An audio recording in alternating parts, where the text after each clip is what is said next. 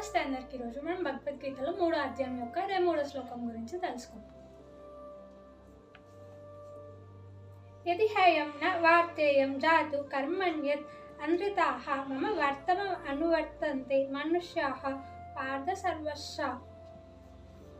అంటే పూర్వ శ్లోకాల్లో చెప్పుకుంటూ వస్తున్నాం కదా, మనల్ని ఎవరో ఒకరు ఉదాహరణగా తీసుకుంటూ ఉంటారు కనుక మనం కర్తవ్యం నిర్వర్తిస్తూ ఉండాలి అని చెప్పి. అలాగే శ్రీకృష్ణుడు అర్జునుడికి చెప్తాడనమాట ఈ శ్లోకంలో.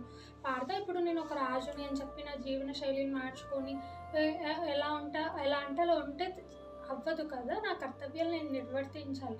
నన్ను ఉదాహరణగా తీసుకున్న వాళ్ళని నేను అలానే ఉంచాలి. వాళ్ళని తప్పుదారి పట్టించలేను ఎలా అంటే అలా ఉండి. కనుక నీ విషయంలో అయినా అందరి విషయంలో అయినా అంతే. నువ్వు ఒక క్షత్రియుని, ధర్మం ప్రకారం నువ్వు యుద్ధం చేయాలి. కనుక నువ్వు ధర్మం ప్రకారం యుద్ధం చేయకపోతే నిన్ను ఉదాహరణకు తీసుకున్న వాళ్ళని నువ్వు తప్పుదారి పట్టించిన వాడు అవుతావు. కనుక లేగు, యుద్ధం చేయు, అలా నీ కర్తవ్యాన్ని నీవు నిర్వర్తించాలి, ధైర్యంగా ధర్మం వైపు నిలబడు అని శ్రీకృష్ణుడు అర్జునుడికి చెప్తాడు ఈ శ్లోకంలో. హరే కృష్ణ.